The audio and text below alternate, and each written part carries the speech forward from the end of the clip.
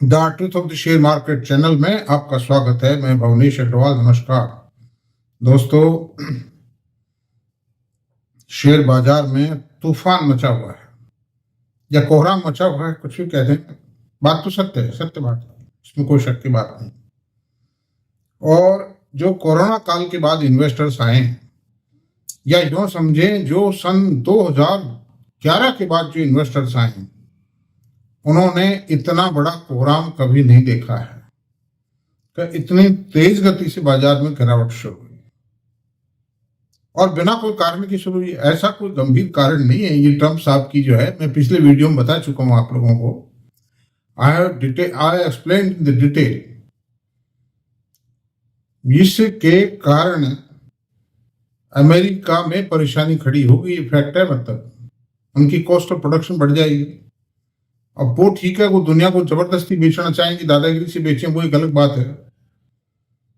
बाकी उनकी cost of production बढ़ेगी, वहां के अंदर इन्फ्लेशन आएगा, वहां के आम आदमी की जो जीवन है वो महंगा हो जाएगा। Life will become costlier due to fast rising inflation.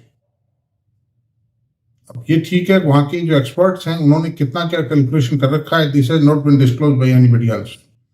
और मैं आज आपको जो चर्चा करूंगा वो सबसे ज्यादा चर्चा उस विषय पे करना चाहता हूं कि पिछले एक सप्ताह में आईटी इंडेक्स में करीब 3000 पॉइंट की गिरावट आ चुकी है।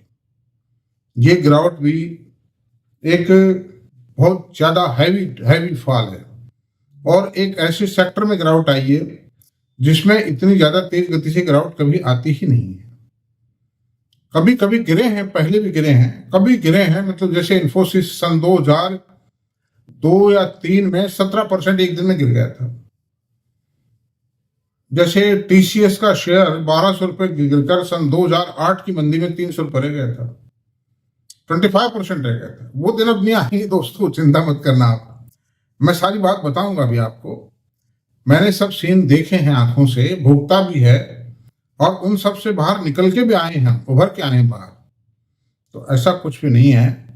मेरा मतलब यह है कि 3000 पॉइंट गिर गया है आईटी इंडेक्स। तो मैंने पहले आईटी इंडेक्स की हिस्ट्री बताता हूं, पिछले 10-15 सालों की। वो हिस्ट्री आप देखें आईटी इंडेक्स की। अप्रैल 2020 में 12,763 था आईटी इंडेक्स, मात्र 12,263 था।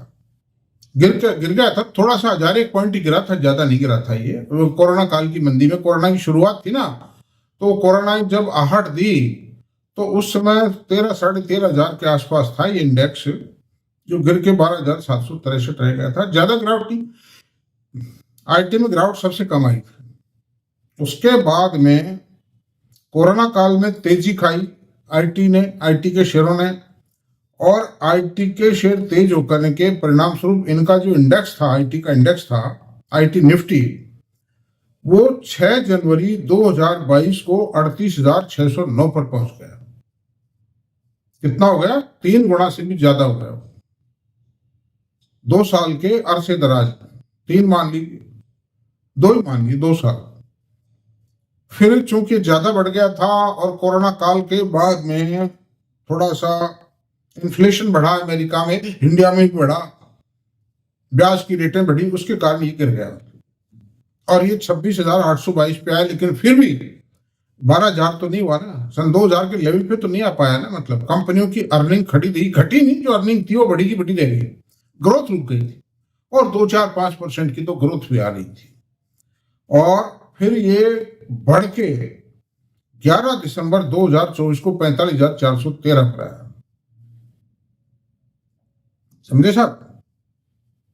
तो 31% की, 310% की तो बढ़त आई थी, नहीं 300% की बढ़त आई थी सन 2022 में, 20 से 22 के बीच।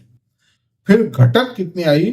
31% का रिडक्शन आया सन 2023 में, जब गिरावट आई 31% की गिरावट आ गई थी जब।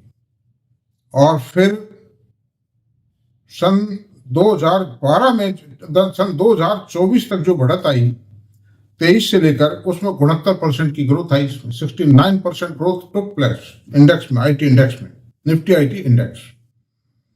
और अभी 18% का डाउनफॉल आ चुका है इसमें। It is just at par with the IT Nifty 50। It is just equal to Nifty 50, बल्कि 1% कुछ ज्यादा ही हो गया है। तो इसके कई कारण।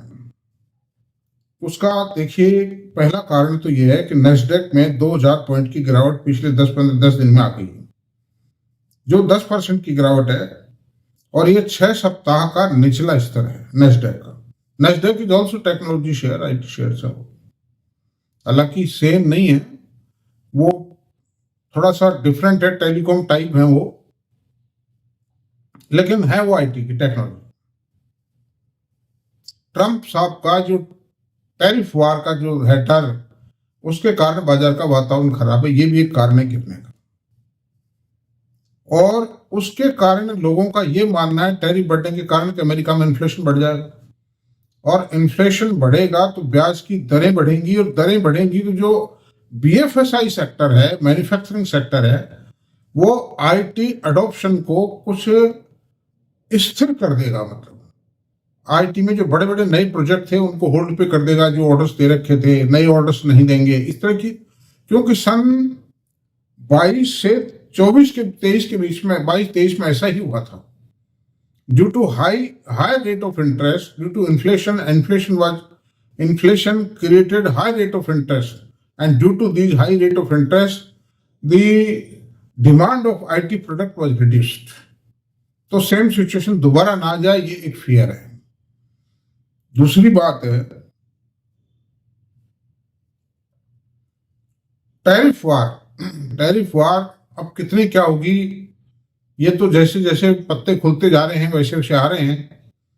10% की चाइना ने पे लगाई थी ड्यूटी, उस पर 10% फिर लगा दी, तो 20% ड्यूटी लगा चुके हैं चाइना पे, और किसी कंट्री पे नहीं लगाई है, खाली मैक्सिको पे और कनाडा पे 10% और लगाई है, पहले 25% लगाई थी।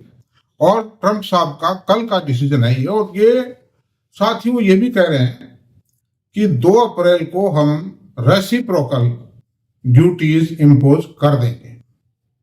अब वो कितनी करेंगे, किस आइटम पे करेंगे, India, this I can say you, India पर उससे कोई ज्यादा फर्क नहीं पड़ने वाला है।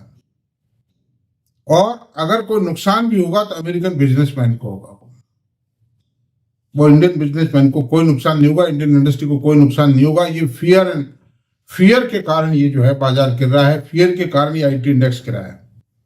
कहाँ जाना है, 3-3 लाख करोड़ 2.5 लाख करोड़ की कंपनियां हैं, कहीं नहीं जाएगा। असेंचर का शेयर भी तो गिरता है यूएस में, नहीं गिरा, कोई खास नहीं गिरा है। मतलब यूएस की जीडीपी केवल 2.3% बढ़ी है, जो कि 2.8 थी, तो 0.5 की गिरावट आ गई। तो ये भी एक कारण है आईटी के प्रति नर्वसनेस का। लेकिन ये एक मायने में प्लस पॉइंट भी है कि इंटरेस्ट रेट घटानी पड़ेंगी अगर यूएस की इकोनॉमी को ग्रोथ मोमेंटम पर लाना है। अदरवाइज ये ट्रंप साहब की जो प्लानिंग है ना, ठीक है, मैं बहुत छोटा आदमी हूँ ट्रंप साहब के मुकाबले, उनके पास तो विश्वविख्यात मतलब अर्थशास्त्री हैं, लेकिन ये प्लानिंग ट्रंप साहब के लिए, अमेरिकन के लिए दुखदायी रहेगी, कुल मिलाकर के बड़ी कष्टप्रद होगी। अभी तो अच्छा लग रहा है कि American first, America first, but in the future, in the very short future, और in the near future, Americans will feel that they have committed a mistake and they will withdraw all these decisions which are being taken by them. कोई आदमी महंगा माल खरीदेगा, ये कहाँ की समझदारी है? अगर मैं माल बना रहा हूं, मैं आज माल बना रहा हूं और मेरे पास पर्याप्त आवश्यकता के लिए मेरा खुद का प्रोडक्शन है, फिर मैं इंपोर्ट करता हूं, वो तो मेहरबानी है वर्ड पर वो। लेकिन जो चीज वो बनाते ही नहीं है और वो फिर वो खरीद रहे हैं, तो इसमें मेहरबानी कौन सी बात है? We are serving them, The world community is serving them. अच्छा, फिर इंडिया जेम एंड ज्वेलरी का एक्सपोर्ट करता है, मान लो जेम एंड ज्वेलरी अमेरिका तो बनाता नहीं, ना उनके पास मैन पावर है, ना कारीगर हैं, ना एक्सपर्टी है। India is the only country in the world which has got a super expertise on diamond and jewelry manufacturing, stone polishing. Stone polish करना, उससे ज्वेलरी तैयार करना. India is the only country in the world which can prepare such type of items. और फिर leather के items है हमारे पास. तो कॉस्ट ऑफ प्रोडक्शन वैसे ही बहुत कम है क्योंकि हमारी मैन पावर बहुत सस्ती है. सब कुछ सस्ता है हमारे यहाँ. वहां एक कप चाय 400 रुपए का मिलता है, हमारे यहाँ एक कप चाय 10 रुपए का मिलता है. 40 time difference is there in the cost of production. तो एनीवे ये टाइम बिंग है. बाजार से मत लड़िए, मैं ये नहीं कहता हूं. मैं भी नहीं लड़ता हूं बाजार से. बाजार जो कुछ करता है सोच समझ के करता है. कभी कभी धारा में भी बह जाता है, लेकिन थोड़े बहुत टाइम में वो अपने आप को करेक्ट भी कर लेता है. कहीं मिस्टेक होता है और कुछ मिस्टेक तो करता ही रहता है. जैसे पेटीएम का शेयर है, स्विगी का शेयर है, डिलीवरी का शेयर है, करता है. कुछ मिस्टेक भी करता है. कुछ व्यवस्थाएं भी होती हैं. म्यूचुअल फंड्स की भी कुछ व्यवस्थाएं हैं. इस प्रकार के आईपीओ को सब्सक्राइब करते हैं. लेकिन कुल मिलाकर के मैं आपसे यही कहूंगा कि आप फर्दर खरीदारी चाहे आईटी शेयरों में बंद कर दें, चाहे का थोड़ा टाइम डेफर कर दीजिए, गिर लेने दीजिए कितना गिरता है. लेकिन अगर आपने होल्ड कर रखे तो आईटी शेयर्स में कोई घबराने की इतनी कोई ज्यादा आवश्यकता नहीं है. दुनिया को अगर चलाना है तो आईटी सॉफ्टवेयर प्रिपेयर करने की मैन पावर और एक्सपर्टीज हमारे देश में है, सिर्फ और कहीं नहीं है. India is the only country in the world which can manufacture and prepare software. और दुनिया सॉफ्टवेयर से चल रही है. ठीक है, अमेरिकन कंपनी सॉफ्टवेयर का फ्रेम तैयार करती है, बेसिक सॉफ्टवेयर तैयार करती होंगी, लेकिन सॉफ्टवेयर के अंदर जो प्रोग्रामिंग है वो तो हम ही तैयार करेंगे. मतलब इतनी भारी. आप देखिए यूरोपियन कंपनी जो एसेंचर है और एक आध कंपनियां हैं, अमेरिकन कंपनीज भी हैं, और जो भी कंपनी अमेरिका की, चाहे एमेजॉन है, चाहे और कई हैं, मतलब एसेंचर है और एमेजॉन है. मतलब अमेरिकन कंपनी नहीं है, यूरोपियन कंपनी है एसेंचर. और एक वो है ओमनीजेल है. ये कई कंपनी हैं अमेरिकन कंपनी में. सबके डेवलपमेंट सेंटर तो इंडिया में ही है. और जो अमेरिका में बनता है उसको भी इंडियंस ही बना रहे हैं. और पहले भी ट्रंप साहब ने H1 वीजा पे 1,60,000 की $1,60,000 पर ईयर की सैलरी कर दी थी. परिणाम क्या हुआ? Supreme court state that decision और उसको भी विड्रॉ करना पड़ा था सरकार को बाद में. तो under these circumstances I would like say IT का तो कोई इलाज ही नहीं है. India is king of IT and will remain king of IT. Software का किंग है इंडिया. इसकी किंग क्या कहेंगे, सॉवरेंटी को कोई खत्म नहीं कर सकता. Nobody can challenge the sovereignty. China अंग्रेजी नहीं जानते वहां. चाइनीज अंग्रेजी नहीं जानते हैं. ओनली इंडियंस हैं जो अंग्रेजी भी जानते हैं, सॉफ्टवेयर प्रिपेयर करना जानते हैं. और अब आर्टिफिशियल इंटेलिजेंस भी सीख गए हैं. ये जो क्लाउड है, एआई है, डाटाज है, इंटरनेट ऑफ थिंग्स है, साइबर क्राइम को कैसे किया जाए है, ये सब अब भारत के अंदर बड़े बड़े डाटा सेंटर बन रहे हैं.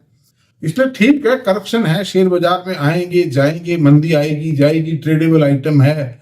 जिस भी चीज में ट्रेड होता है उसमें गिरावट आना, बढ़त आना, ये स्वाभाविक है. ऑपरेटर्स खेलेंगे, उनका भी अधिकार है. They are also pillar of the market. हम उनको भी क्रिटिसाइज नहीं कर सकते. समय की आवश्यकता के अनुसार, हालात के हिसाब से वो खेलते हैं, कोई दिक्कत नहीं, खेलने दीजिए. बाकी आप मत शामिल होइए उसमें. आप शामिल होंगे आपका नुकसान हो जाएगा दोस्तों. तो बस थैंक यू. आप चिंता ना करें, हिम्मत रखें और आगे के लिए तैयारी करें. पढ़ें लिखें, सोचें समझें, पैसे को सेफ रखें, लिक्विडिटी को मेंटेन करें. मैंने पिछले वीडियोज में भी काफी कहा है कि थोड़ा सा खरीदारी ना करें, या कोई कर भी रहे हैं बहुत ही तो बहुत स्लो करें, डेड स्लो. 5 शेयर खरीदें. आप रुक के 5 शेयर खरीदें, ये कहा है. इसलिए ठीक है, हालात को नॉर्मलाइज होने दीजिए. Thereafter we will suggest, we will think on the purchasing, what to purchase. लेकिन जो भी मैं वीडियो बनाऊं उनको देखते रहिए, उनको आप अपनी वॉच लिस्ट में नोट करते रहिए कि मैं क्या कह रहा हूं, क्योंकि सारी बातें तो मैं भी एक दिन में कह नहीं पाऊंगा बाद में. तो उन बातों के बारे में फिर आप मेरे से सवाल पूछ लेना जो मैं आज कह रहा हूं, जब वक्त आवे तब, कि साहब अब क्या करें बोलो. लेकिन फिलहाल बस उनको नोट करते जाइए जो मैं बातें कह रहा हूं, मेरे वीडियोस की डेट और किस सब्जेक्ट पे मैंने वीडियो बनाया, किस शेयर को मैंने एनालाइज किया। ये सब बातें एक डायरी में आप नोट कर लें। आपको इतनी सी तकलीफ होगी, प्लीज, ये आपके लिए बहुत हेल्पफुल रहेगा। Thank you very much. अगर वीडियो पसंद आया हो तो प्लीज इसको सब्सक्राइब करें, लाइक करें, शेयर करें, कमेंट करें।